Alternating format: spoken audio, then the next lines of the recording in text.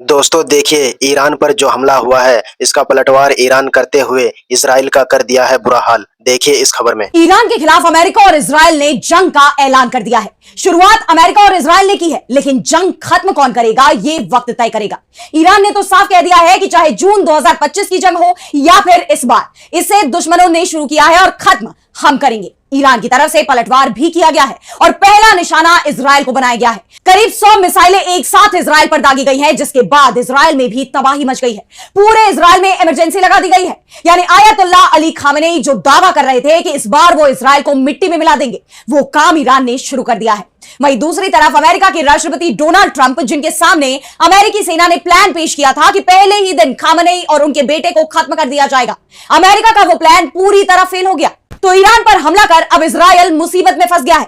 मुसीबत में इस बार अमेरिका भी है, लेकिन अमेरिका और ईरान के बीच 10,000 किलोमीटर से भी ज्यादा की दूरी है, इसलिए अमेरिका को बहुत नुकसान नहीं होगा। जो नुकसान होगा वो मिडिल ईस्ट में तैनात उसके सैनिकों का होगा। वैसे जंग में जाने से पहले अमेरिका की तरफ से बड़े बड़े दावे किए गए थे। अमेरिका का कहना था कि जंग महीने या हफ्ते तक नहीं होगी, बल्कि ये कुछ दिनों की जंग होगी। ईरान की सत्ता में बदलाव होगा, निशाना खामेनेई थे। लेकिन अमेरिका के सभी दावे फेल होते दिखाई दे रहे हैं। इजराइल मुसीबत में फंस गया है। पूरे इजराइल में धमाकों की आवाजें सुनी जा रही हैं, तो खामेनेई पर हुआ हमला फेल हो गया है। दरअसल जंग की शुरुआत में ही अमेरिका और इजराइल ने सबसे पहले खामेनेई को ही निशाना बनाने की कोशिश की। उनके आवास और दफ्तर को निशाना बनाया गया। तेहरान में खामेनेई के दफ्तर पर एक के बाद एक 7 से ज्यादा मिसाइलें गिरी। ईरान के राष्ट्रपति मसूद पेजेश्कियान के आवास पर भी हमला किया गया। उनके सरकारी आवास पर भी मिसाइलें गिरी, लेकिन ईरान के सुप्रीम लीडर और राष्ट्रपति पेजेश्कियान दोनों ही पूरी तरह से सुरक्षित है। खामेनेई के बारे में तो कहा जा रहा है कि उन्हें बेहद सुरक्षित बंकर में पहुंचा दिया गया है। इजराइल का कहना है कि खामेनेई इस वक्त कहां है, उनके बारे में हमें कोई जानकारी नहीं है। मोसाद के एजेंट खामेनेई के बारे में पता लगाने की कोशिश कर रहे हैं, लेकिन उनकी कोई जानकारी नहीं मिल पाई है।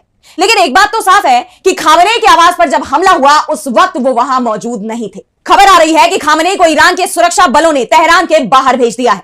ईरान के सुप्रीम लीडर जंग को लेकर पहले से ही तैयारी कर रहे थे और उन्होंने हर एक पोस्ट के लिए 4-4 नाम तय कर दिए थे। यानी जंग में अगर किसी पद पर तैनात व्यक्ति की जान चली जाती है, तो उसकी जगह तुरंत ही दूसरा लीडर या कोई दूसरा सैन्य अधिकारी ले लेगा, जिसके चलते ईरान को किसी भी तरह का फैसला लेने में कोई देरी नहीं लगेगी। और ऐसा इस बार दिखाई भी दिया। जैसे ही जंग शुरू हुई, ईरान की तरफ से तगड़ा पलटवार किया गया। पूरे इजराइल में जगह जगह विस्फोट की खबरें सामने आई हैं। यानी पहले दिन की जंग में ईरान की ही जीत होते दिखाई दे रही है। जहां अमेरिका और इजराइल अपने टारगेट को मिस कर गए, वहीं ईरान की तरफ से हुए हमले ने इजराइल में तबाही मचानी शुरू कर दी है। दरअसल खामेनेई की सुरक्षा को लेकर पहले से ही ईरानी सेना IRGC की तरफ से तैयारियां कर ली गई थी। उनके लिए तेहरान और तेहरान के बाहर बेहद खुफिया बंकर तैयार किए गए थे।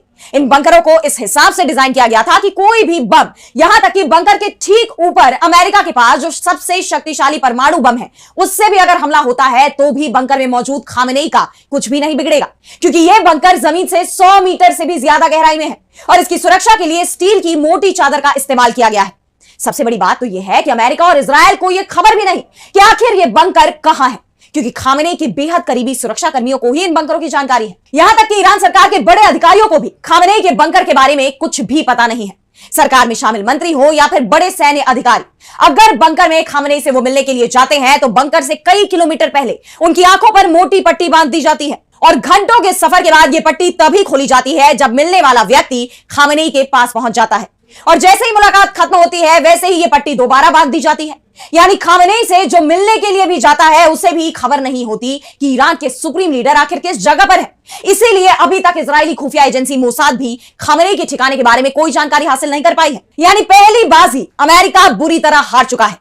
और ये बात पहले ही कही जा रही थी कि अगर जंग लंबी चल गई तो फिर ये अमेरिका पर बहुत भारी पड़ेगी। और अब ये जंग जल्दी खत्म होती दिख भी नहीं रही है। जिस तरह से ईरान ने अमेरिका और इजराइल के हमले को संभाला है और फिर उसने जो तगड़ा पलटवार किया है, उसके बाद से ट्रंप की नींद उड़ गई है। यानी अमेरिका ने वेनेजुएला की तरह ही ईरान पर हमले का जो प्लान बनाया था, वो पूरी तरह फेल हो गया है।